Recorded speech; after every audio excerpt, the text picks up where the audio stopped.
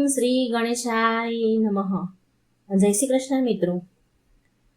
પવિત્ર નવરાત્રી આવી રહી છે મિત્રો. આજે આપણે પહેલા દિવસની પહેલા નોરતાની માં શૈલપુત્રીની કથા સાંભળીશું. માં નવદુર્ગાની કથાઓ સાંભળીશું. 9 દિવસ આપણે માં દુર્ગાની કથાઓ સાંભળી અને માને પ્રસન્ન કરીશું. માં ખુશ થઈને આપણને સુખ, સમૃદ્ધિ, શાંતિ, સારું આરોગ્યના આશીર્વાદ પ્રદાન કરશે. તો મિત્રો, પૂરા 9 દિવસ સુધી આ કથાઓ સાંભળવા માટે વિનંતી. જો તમને વિડીયો સારો લાગે તો લાઈક કરજો, શેર કરજો અને ચેનલને સબસ્ક્રાઈબ જરૂર કરજો. વિડીયો શેર એટલા માટે કરવાનો કે આ ભગવાનની પવિત્ર કથા, મા દુર્ગાની પવિત્ર કથાઓ બીજાને પણ સાંભળવાનો અવસર મળે, આપણને પુણ્ય ફળ બને. યા દેવી સર્વભૂતેષુ મા શૈલપુત્રી રૂપેણ સંસ્થિતા નમસ્તસ્યે નમસ્તસ્યે નમસ્તસ્યે નમો નમઃ. જય હો મા દુર્ગાની. ઓમ નમઃ શિવાય. જય માતાજી. તમને બધાને જ નવરાત્રિની શુભકામના. મા દુર્ગાની કૃપા સદાય આપણા સહુ પર બની રહે, સર્વ માનોકામના પૂર્ણ કરે એવી પ્રાર્થના.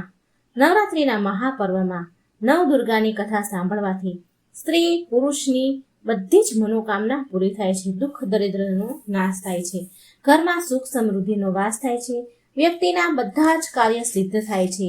તો આજે હું સંભળાવી રહી છું નવરાત્રિના પહેલા દિવસે સાંભળવામાં આવતી મહાન કથા, માં શૈલપુત્રીની કથા. તો તમે બધા ભક્તગણો પૂરી રીતે ધ્યાનથી સાંભળજો, શ્રદ્ધાથી સાંભળજો, ખુશ મનથી સાંભળજો. નવરાત્રિ વ્રત કથા અનુસાર એક સમયે બૃહસ્પતિજીએ, દેવતાઓના ગુરુજી કહેવાય છે, એમણે નવરાત્રિનું મહત્વ જાણવાની ઈચ્છા વ્યક્ત કરી. બ્રહ્માજીએ તેમને કહ્યું કે આ વ્રતનું શું ફળ છે? બૃહસ્પતિ ગુરુદેવ એ પૂછે છે બ્રહ્માજીને કે આ નવરાત્રિનું શું ફળ મળે છે અને કયા પ્રકારે કરવામાં આવે છે, અને સૌથી પહેલા આ વ્રત કોણે કર્યું હતું? બધું જ વિસ્તારથી કહો. બૃહસ્પતિનો જવાબ આપતા બ્રહ્માજી કહે છે કે હે બૃહસ્પતિ દેવ, પ્રાણીઓના હિતની ઈચ્છાથી બહુ સારો પ્રશ્ન કર્યો છે તમે.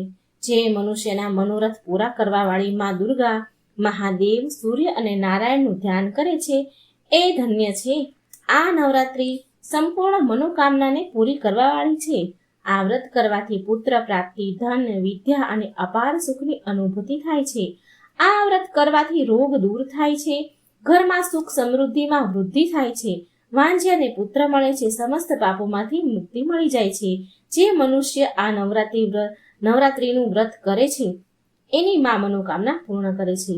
જે પણ મનુષ્ય આ નવરાત્રિનું વ્રત નથી કરતા એ અનેક દુઃખોને ભોગવે છે. જો વ્રત કરનાર મનુષ્ય આખો દિવસનો ઉપવાસ ન કરી શકે તો એક સમય ભોજન કરવું અને 10 દિવસ સુધી બંધુ બાંધવ સહિત નવરાત્રિ વ્રતની કથા સાંભળવી. હે બૃહસ્પતિ દેવ, જેણે પહેલા આ મહાન વ્રત કર્યું હતું એ કથા હું તમને સંભળાવું છું. પ્રિય ભક્તો, આગળ બ્રહ્માજી કહે છે કે પ્રાચીન કાળમાં મનોહર નગરમાં પીઠક નામનો એક અનાથ બ્રાહ્મણ રહેતો હતો. એ દુર્ગા માનો બહુ ભક્ત હતો મોટો. એને સંપૂર્ણ સદગુણોથી યુક્ત સુમતી નામની એક અત્યંત સુંદર કન્યા હતી. એ કન્યા એના પિતાના ઘરમાં એની સખીઓ સાથે હસતી રમતી એ પ્રકારે મોટી થવા લાગી. જેવી રીતે શુક્લ પક્ષમાં ચંદ્રમાની કળા વધે તેમ એ વધવા લાગી. એના પિતા જ્યારે રોજ દુર્ગા માની પૂજા કરે, હોમ વગેરે કર્યા કરે, તો એ સમયે તે કન્યા નિયમિત રૂપથી ત્યાં હાજર રહેતી હતી, ઉપસ્થિત રહેતી અને માતા દુર્ગાની વિધિવત પૂજા કરતી હતી. એક દિવસ એવું બન્યું કે એક દિવસ સુમતી ભગવાનની પૂજામાં હાજર ન થઈ તો એના પિતાને તેની દીકરી પર બહુ ક્રોધ આવ્યો. એની બેદરકારી જોઈને ક્રોધ આવ્યો અને એની પુત્રીને કહેવા લાગ્યા કે અરે દુષ્ટ પુત્રી, આજે તે માં ભગવતીની પૂજા ન કરી, માટે હું કોઈ કોઢીથી, કોઈ રોગીથી, કોઈ દરિદ્ર વ્યક્તિ સાથે તારા વિવાહ કરાવીશ. પિતાની વાત સાંભળીને સુમતીને બહુ દુઃખ થયું, અપાર દુઃખ થયું અને એના પિતાને કહે છે કે હે પિતાજી, હું તમારી દીકરી છું અને બધી જ રીતે તમારા પર આધીન છું. જેવી તમારી ઈચ્છા હોય એવું કરો. ભલે રાજા સાથે કે કોઈ કોઢી સાથે, કોઈ દરિદ્ર સાથે, જેની સાથે તમારી ઈચ્છા હોય એની સાથે મારા લગ્ન કરી દો. પણ પિતાજી, થશે એ જ જે મારા ભાગ્યમાં લખ્યું હશે. કેમ કે કર્મ કરવું એ મનુષ્યના આધીન છે, પણ ફળ દેવું એ ઈશ્વરને આધીન છે.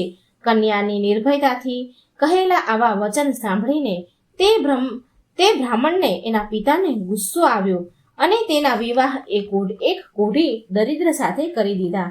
અને અત્યંત ક્રોધે થઈને તેની દીકરીને કહેવા લાગ્યા કે હે પુત્રી, તારા કર્મનું ફળ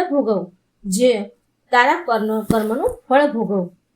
જોઉં છું કે તું ભાગ્યના ભરોસે બેસીને શું કરે છે. પિતાના આવા કટુ વચન સાંભળીને સુમતીના મનમાં વિચાર આવ્યો. એ દુઃખી થઈ એ વિચાર કરવા લાગી કે અહો, આ મારું મોટું દુર્ભાગ્ય છે, જેનાથી મને આવું પતિ મળ્યું. આમ તેના દુઃખનો વિચાર કરીને એ દીકરી એના પતિ સાથે વનમાં ચાલી ગઈ. અને ડર લાગે એવું એ નિર્જન ભયંકર વન હતું.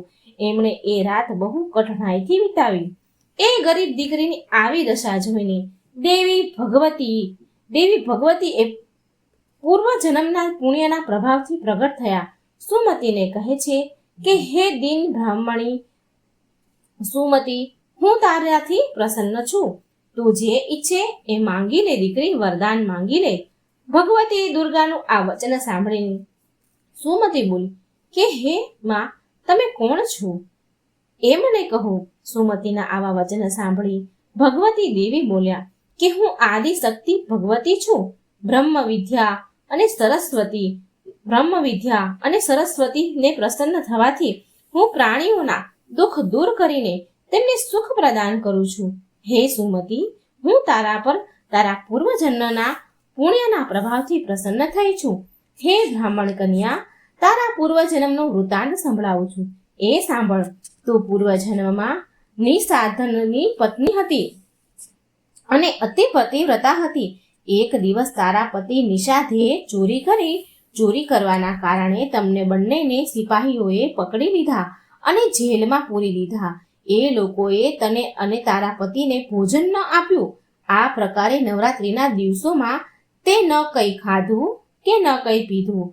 આ પ્રકારે 9 દિવસ સુધી નવરાત્રિનું વ્રત થઈ ગયું તારું. એ દિવસોમાં જે વ્રત થયું એ વ્રતના પ્રભાવથી પ્રસન્ન થઈને હું તને મનોવાંછિત વર આપું છું. તું માંગ, તારી જે ઈચ્છા હોય તે માંગ.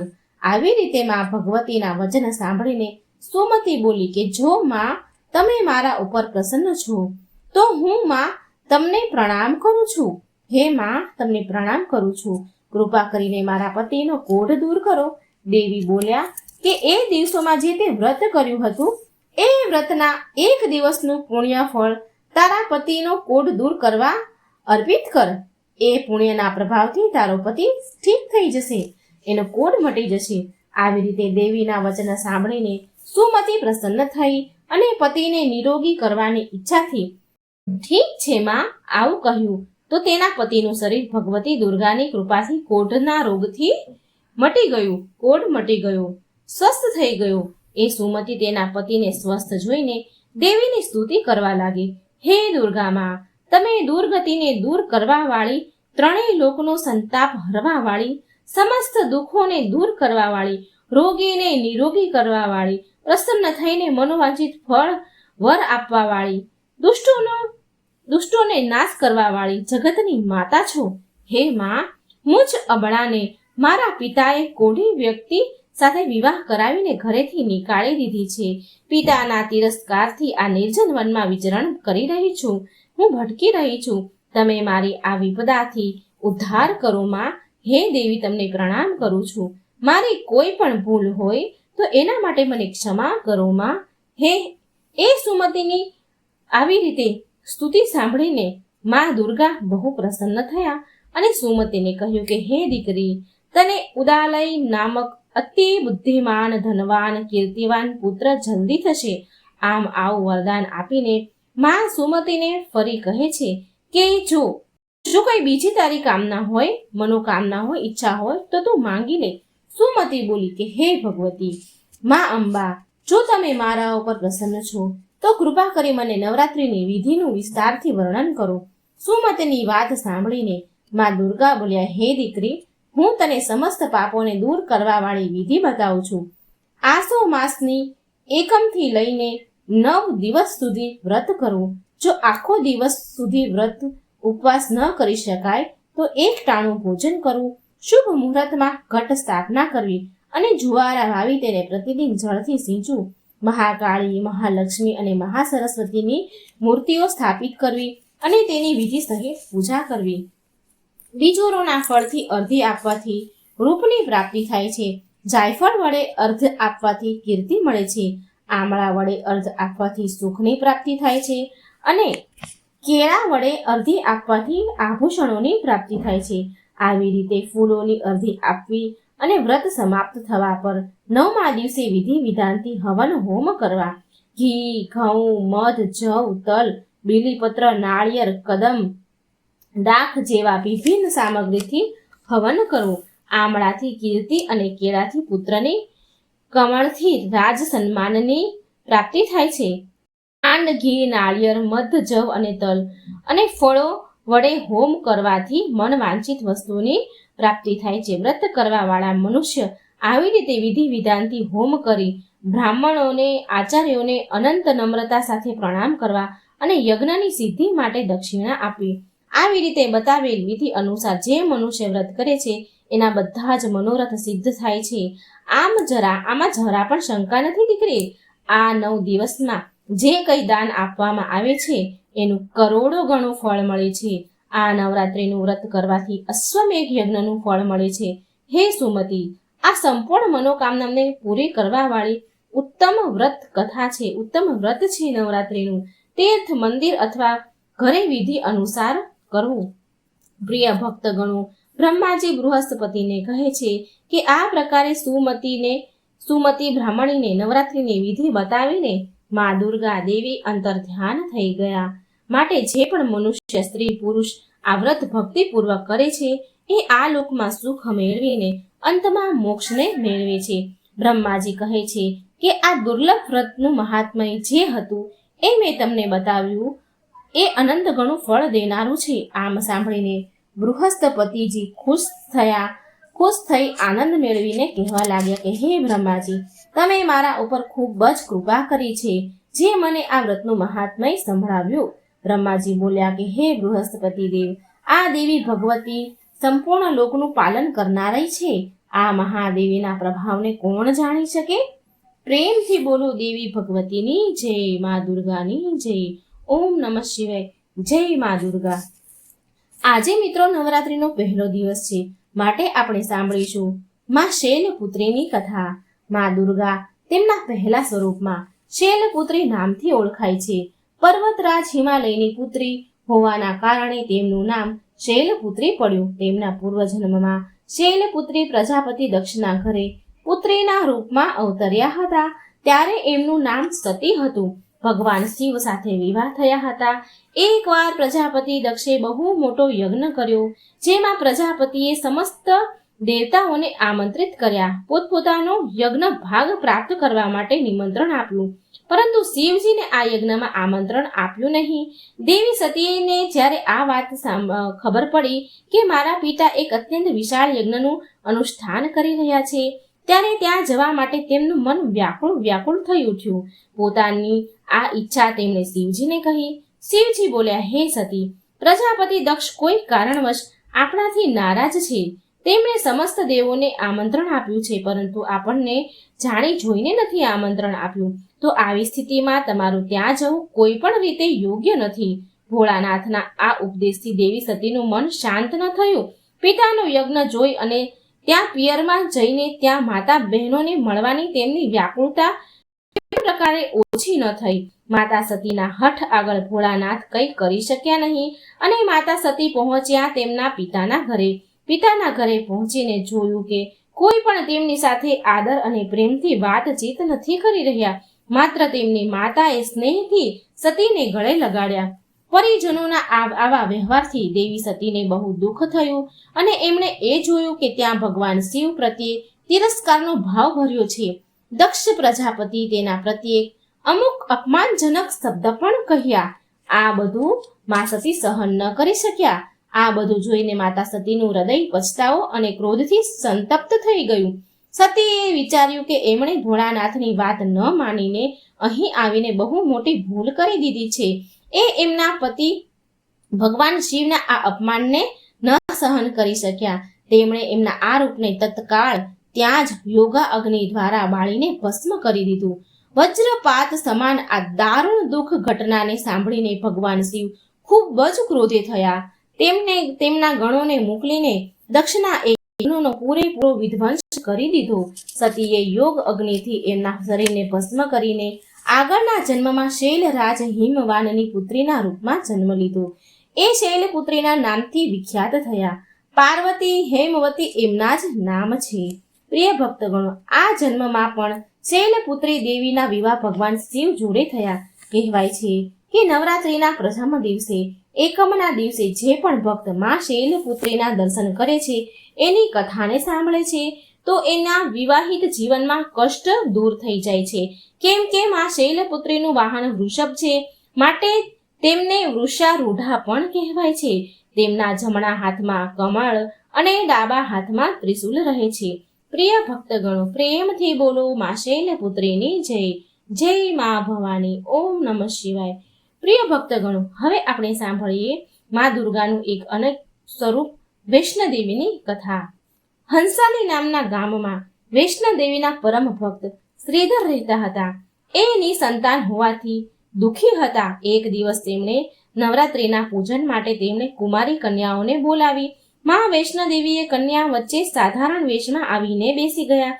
પૂજન બાદ બધી કન્યા તો ચાલી ગઈ, પણ માં વૈષ્ણોદેવી ત્યાં જ રહ્યા અને શ્રીધરને બોલાવ્યા કે બધાને તમારા ઘરે ભંડારાનું નિમંત્રણ આપી આવો.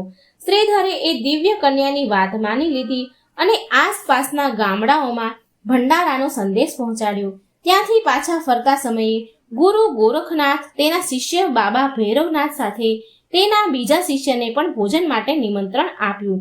ભોજનનું નિમંત્રણ મેળવીને બધા જ ગામવાસીઓ આશ્ચર્યમાં પડી ગયા કે એવી કોણ કન્યા છે કે આટલા બધા લોકોને ભોજન કરાવવા માંગે છે. ત્યાર પછી શ્રીધરના ઘરમાં અનેક ગામવાસીઓ આવીને ભોજન માટે ભેગા થયા. ત્યારે એ માતા રૂપી કન્યા વૈષ્ણોદેવી એક દિવ્ય પાત્રમાંથી બધાને ભોજન પીરસવાનું શરૂ કર્યું. ભોજન પીરસતા કન્યા ભૈરવનાથ પાસે આવી તો ત્યારે એમણે કહ્યું હતું, ખીર પૂરીની જગ્યાએ માંસ ભક્ષણ અને મદિરા પાન કરીશ. ભૈરવનાથ આવું બોલ્યા ત્યારે કન્યા સ્વરૂપમાં વૈષ્ણોદેવીએ એને સમજાવ્યું કે આ બ્રાહ્મણના ઘરનું ભોજન છે. આમાં માંસાહારી ભોજન નથી કરવામાં આવતું. પરંતુ ભૈરવનાથ તો જાણી જોઈને તેની વાત પર હઠ કરવા લાગ્યા. ભૈરવનાથે કન્યાનો હાથ પકડવાની કોશિશ કરી.